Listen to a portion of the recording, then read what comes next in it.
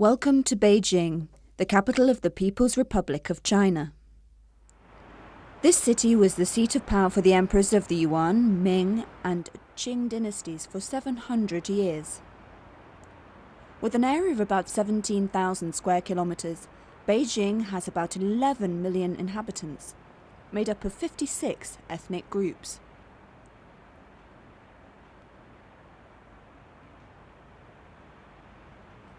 Since the opening of China to the outside world, Beijing has become one of the main tourist destinations.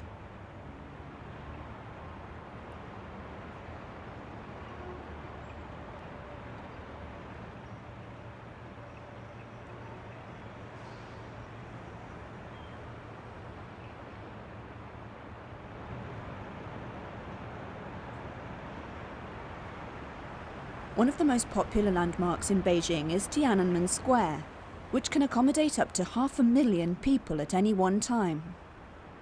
This is part of the Great Wall of China in Badaling, which is situated about 70 kilometers from Beijing city centre. This 2,500-year-old defensive wall is about 6,000 kilometers in length. The Great Wall, one of the wonders of the world, was a very effective defensive system in the ancient days. As the local saying goes, you are not truly a warrior unless you have scaled the Great Wall. Apart from the Great Wall, the Forbidden City is also another famous historical site of Beijing. Measuring 720,000 square meters, it is now called the Museum of Historical Palace. It was built in the 15th century. During the next 500 years, 24 emperors lived there. The last emperor who graced his presence here was the child emperor, Puyi, who ruled from 1908 to 1911. It was said that about 1 million workers were involved in the building of this palace, which took 14 years to complete, from 1406 to 1420. Apart from Tiananmen Square, the Great Wall and the Forbidden City, Beijing has numerous other ancient sites which are still intact. Nearly all of them have been recognized as part of the national and world heritage. These prides of China are also sought after by tourists who come to China almost incessantly to look at them.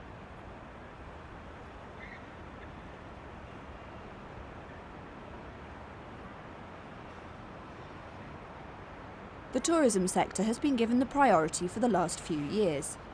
The inflow of outside cash is a significant contribution towards the development of the local economy. Beijing was once known as Peking.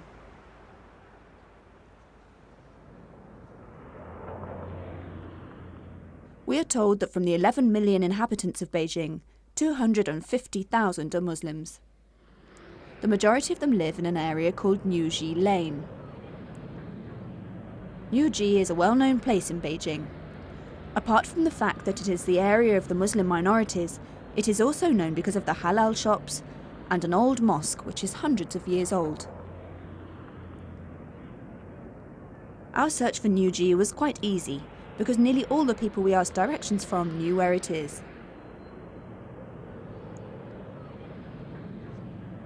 Niuji is one of the early Muslim settlements which has been here for about 1,000 years.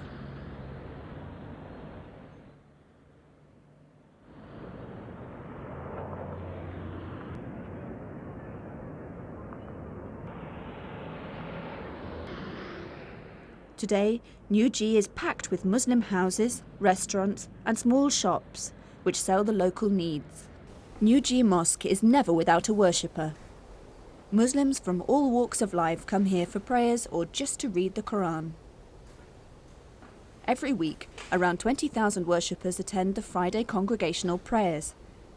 This shows that Islam is still strongly practiced in this region.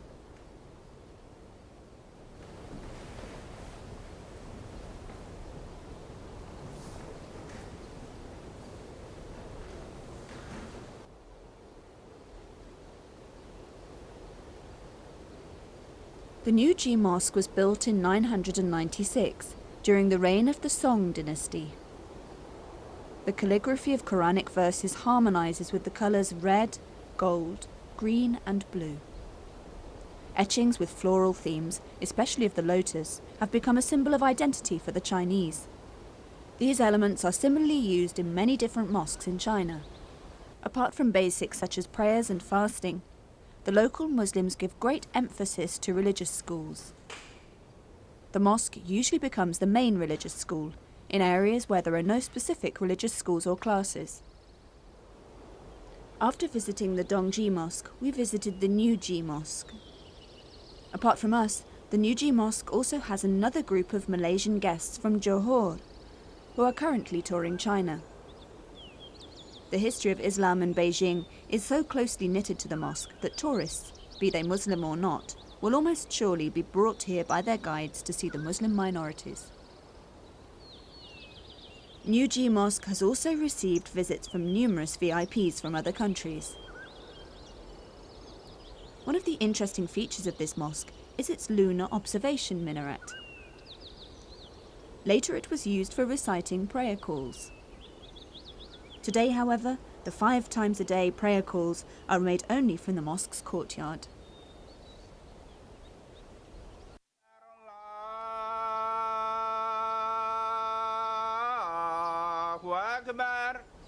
أشهد أن لا إله إلا الله أشهد أن لا إله إلا الله أشهد أن محمدا رسول الله أشهد أن محمدا رسول الله حي على الصلاة حي على الصلاة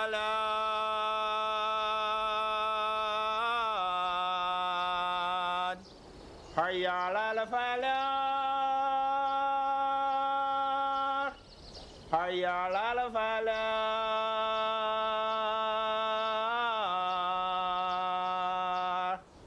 الله أكبر الله أكبر لا إله إلا الله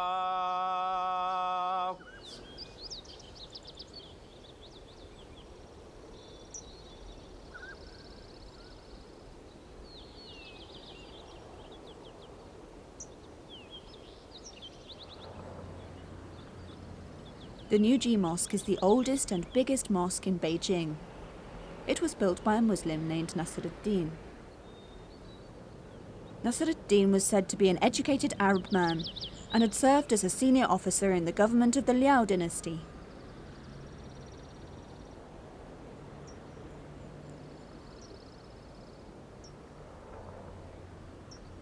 Newji Mosque, which resembles the classical Chinese palace, was once very small. It was later renovated and enlarged several times during the era of the Ming and Qing dynasties, from 1368 to 1191. In 1474, the Ming Emperor named this mosque Li Bai Si, which means the prayer hall. The Newji is the only mosque left in China which is still called Li Bai Si, while others are now called Qingchansi, which means a place of prayers, purity and truth. To the Imam of Newji Mosque, Haji Ibrahim Zhu Tianli, 63, the happiest moment in his life is when the mosque is visited by many people, especially from abroad. Built on a 6,000 square meters land, the mosque also provides other facilities such as religious classes, administration offices, souvenir shops and an ablution room. 另外就是说，我们这礼拜四了呢，还有一个是主麻，就是距离5，礼拜5就是今天这个主麻嘛，这个阿訇要讲，哎，这个礼拜四就是昨天礼拜四呢，这有一个学习班儿，这学习班儿呢就是专门学习啊，这个古拉尼啊，这个多尔呀，或者是伊斯兰教义呀，有这么一班儿。下午从铁石一下做好了奶妈子之后。开始学1-2个小时。Haji Ibrahim Zhutianli has been the imam of this mosque since 1981. He sat for a special imam course conducted by the previous imam.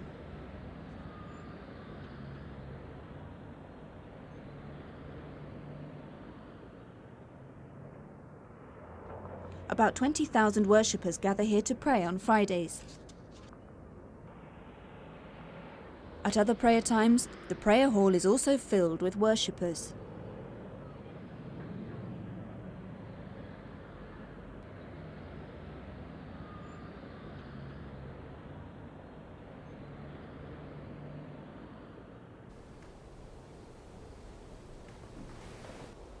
The area surrounding the mosque has become the pulse of the local inhabitants in Beijing. Muhammad Ali, 67, is visiting Nuji Lane, although he is not staying in the neighbourhood.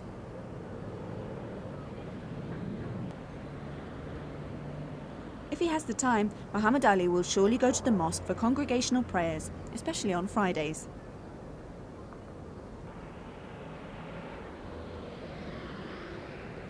He likes to come to this lane because the mosque is situated nearby. Apart from that, he can get his groceries and some halal meat easily here.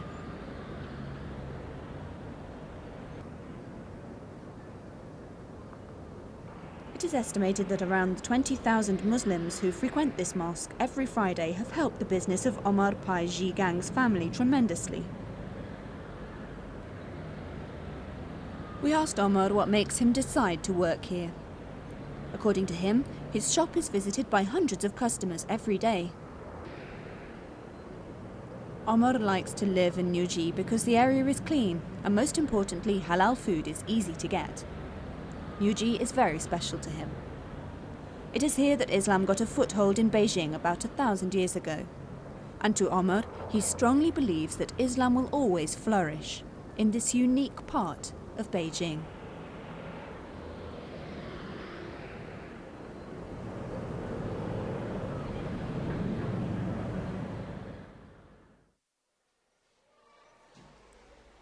Kashi, or Kashgar, is our next destination. It is situated in Xinjiang, an autonomous region of the Muslim Uyghurs. 40% of Xinjiang is mountainous. The Altai, Tian Shan and Kunman ranges have a significant effect on Xinjiang's weather.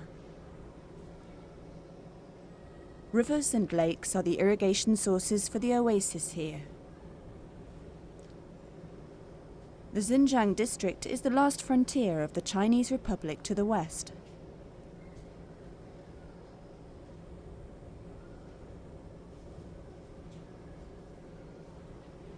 Xinjiang, endowed by the Almighty with various terrains, forms the Chinese border with 8 neighbours. They are Mongolia, Russia, Kazakhstan, Kyrgyzstan, Tajikistan, Afghanistan, Pakistan, and India. A visit to the Xinjiang district is not complete without a stop, however brief, in Kashgar. Kashgar, once known as Shuli, was the first city established in southern Xinjiang. It boasts 200,000 inhabitants, divided into about 30 different ethnic groups. 75% of this historical city's dwellers are Muslim Uyghurs. They use the Arabic alphabet as their official writing. Since the beginning of Beijing's open door policy, international communities are given the chance to see the uniqueness and diversified cultures of the various ethnic groups which are part of the 1.2 billion inhabitants of China. The Chinese government has given the freedom to all 56 ethnic groups to practice their own religion, culture, and language. In Kashgar, the use of the Arabic script is so widespread that you feel you are not in China at all. A majority of the Uyghurs speak Turkish Altai and use the Arabic script in official communications. Although Islam officially entered mainland China in the 7th century AD, remote provinces in Xinjiang, including Kashgar, only received it in the 10th century. Kashgar was once the centre of administration for the renowned Karahan dynasty. As soon as the Sultan Bugayla Khan embraced Islam, Kashgar became a centre of Islamic expansion, followed by other cities such as Aksu and Kukra.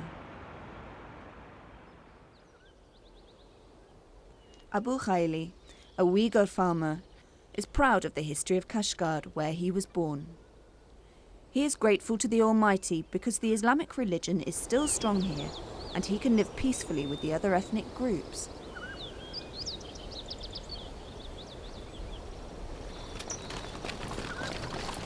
The Uyghurs are cattle breeders, hawkers and farmers.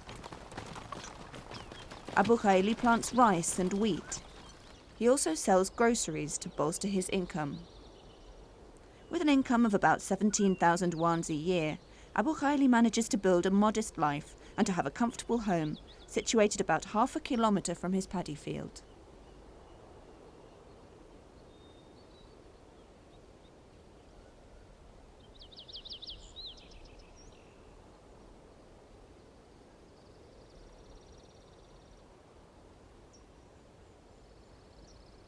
At home, Abu Khaili's wife, Tajinsa, makes sure that her husband and son's needs are met. Abu Khaili has 8 children, 5 boys, 3 females. This means that he has to work extra hard to support his large family. However busy he may be at work, Abu Khaili is sure to return home to rest and perform his religious duties.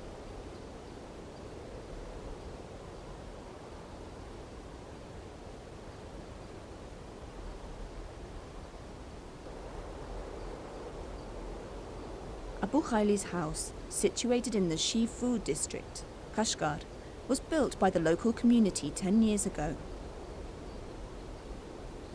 His family and relatives have been living in this village for generations. In keeping with tradition, all Uyghur dwellings have courtyards, whether big or small. These courtyards are adorned with flower plants or fruit trees. A Uyghur's house is usually adorned with wood carvings, which are influenced by Central Asian culture. Abu Khaili's house, for example, also displays a landscape theme. This environmental theme shows the close bond between the Uyghurs and the God-given earth. Truly, this closeness of the Uyghurs with their natural surroundings is inseparable. Likewise, their relationship with the Creator.